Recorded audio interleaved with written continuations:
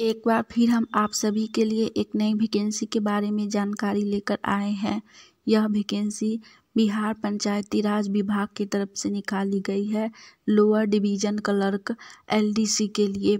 इस वैकेंसी से जुड़ी apply date, education qualification, post details, age limit, application process, application fee, इन सभी के बारे में हम आपको पूरी जानकारी देंगे। तो अगर आप भी इस वैकेंसी के लिए फॉर्म अप्लाई करना चाहते हैं तो हमारे इस वीडियो में लास्ट तक बने रहिए और इस वैकेंसी से जुड़ी सारी जानकारी को ध्यानपूर्वक सुनिए, जिससे कि फॉर्म अप्लाई करते वक्त आपसे किसी भी प्रकार का कोई भी मिस्टेक या त्रुटि ना हो। चलिए जानते हैं हम इस वैकेंसी से जुड़ी पूरी जानकारी विस्तार में। तो सबसे पहले हम लोग जानेंगे इस वैकेंसी से जुड़ी अप्लाई डेट के बारे में। इस वैकेंसी के लिए अप्लाई शुरू हो चुका है और इसका लास्ट अप्लाई डेट है 20 अक्टूबर 2023। जिनको भी इस वैकेंसी के लिए फॉर्म अप्लाई करना है वो लोग आज से ही फॉर्म अप्लाई कर सकते हैं। इसके बाद हम लोग जानेंगे इस वैकेंसी से जुड़ी पोस्ट डिटेल्स के बारे में। इस वैकेंसी में टोटल 504 पोस्ट है, जिसमें सिर्फ एक ही पद रखा गया है निम्न वर्गीय लिपि यानी कि लोअर डिवीजन क्लर्क एलडीसी के लिए। इस वैकेंसी में सभी जाति वर्ग के अनुसार अलग अलग पोस्ट रखे गए हैं। तो सबसे पहले हम लोग देखेंगे कि जनरल में कितना पोस्ट है। इस वैकेंसी में जनरल कैटेगरी के लिए सबसे अधिक सीट्स रखी गई है 202। जनरल कैटेगरी के लिए पोस्ट 202 रखा गया है। उसके बाद है ईडब्ल्यूएस कैटेगरी। ईडब्ल्यूएस कैटेगरी के लिए टोटल पोस्ट 50 रखा गया है। नेक्स्ट है एससी कैटेगरी। एससी के लिए टोटल पोस्ट 81 रखा गया है। उसके बाद है एसटी कैटेगरी। एसटी कैटेगरी के लिए बहुत ही कम सीट है और सबसे कम सीट रखा गया है, सिर्फ 5 है। इसके बाद नेक्स्ट कैटेगरी है ईबीसी। ईबीसी के लिए टोटल पोस्ट 91 रखा गया है। उसके बाद है BC category. BC category male candidate के लिए 60 यानी कि 60 पोस्ट रखा गया है और बीसी कैटेगरी फीमेल कैंडिडेट के लिए 15 सीट रखा गया है। इन सभी कैटेगरी की पोस्ट को मिलाकर इस वैकेंसी में टोटल 504 पोस्ट रखा गया है। इसके बाद हम लोग जानेंगे इस वैकेंसी से जुड़ी एज लिमिट यानी कि उम्र सीमा के बारे में। इस वैकेंसी के लिए न्यूनतम उम्र 18 वर्ष रखा गया है और अधिकतम उम्र 64 वर्ष रखा गया है।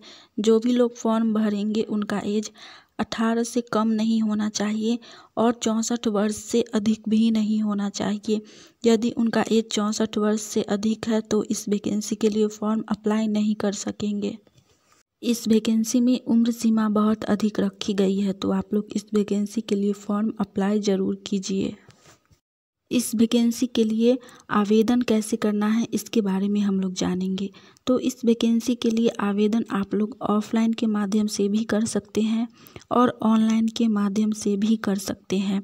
इसके लिए सबसे पहले आप लोगों को ऑनलाइन करने के लिए बिहार पंचायती राज विभाग के ऑफिशियल साइट पर जाना होगा और वहां अगर ऑनलाइन करने का ऑप्शन दिया होगा तो आप लोग ऑनलाइन अप्लाई कर लीजिएगा। अगर ऑनलाइन का ऑप्शन नहीं होगा तो आप लोगों को ऑफलाइन अप्लाई करना होगा। तो सबसे पहले आप लोगों को इसके ऑफिशियल वेबसाइट पर जाना है और वहां जाकर आप लोगों को इसका फॉर्म डाउनलोड करना है। फॉर्म डाउनलोड करने के बाद फॉर्म को प्रिंट करवाकर उसको सही भरना होगा। उसके बाद उसमें जो भी इम्पोर्टेंट डॉक्यूमेंट दिया गया होगा उन सभी डॉक्यूमेंट का जेरॉक्स पेपर आप लोगों को फॉर्म के साथ ही रख देना है। उसके बाद फिर आपको इसके एड्रेस पर पोस्ट करना होगा, फिर आप लोगों का फॉर्म अप्लाई हो जाएगा। इसके बाद हम लोग जानेंगे इस वैकेंसी से जुड़ी एजुकेशन क्वालिफिकेशन यानी कि शैक्षणिक योग्यता के बारे में। तो इसके तहत भर्ती सेवानिवृत्त व्यक्तियों के लिए निकाली गई है। इन पदों के लिए आवेदन करने के लिए आवेदक को भारत का नागरिक होना चाहिए। साथ ही इन पदों के लिए सेवानिवृत्त निम्न वर्गीय लिपिक का संविदा आधारित नियोजन किया जाएगा। यानी कि आप लोग अगर पहले से ही किसी जॉब में है तो ही आप इस वैकेंसी के लिए फॉर्म अप्लाई कर सकते हैं, नहीं तो नहीं कर सकते हैं। हमने इस वैकेंसी से जुड़ी सारी जानकारी आपको दे दी है। अगर आपको यह जानकारी अच्छी लगी हो तो वीडियो को लाइक कीजिएगा। आने वाली ऑनलाइन या ऑफलाइन किसी भी प्रकार की वैकेंसी की जानकारी अगर सबसे पहले चाहते हैं तो आप सभी का अपना channel India number 1 GK GS को सब्सक्राइब करके नोटिफिकेशन ऑन कर लीजिए, ताकि जैसे ही हम एक नई वैकेंसी की जानकारी लेकर आए तो वो सबसे पहले आप तक पहुँचे। चलिए आज के लिए इतना ही, मिलेंगे हम आप सभी से फिर से एक नई वैकेंसी की जानकारी के साथ। जय हिंद।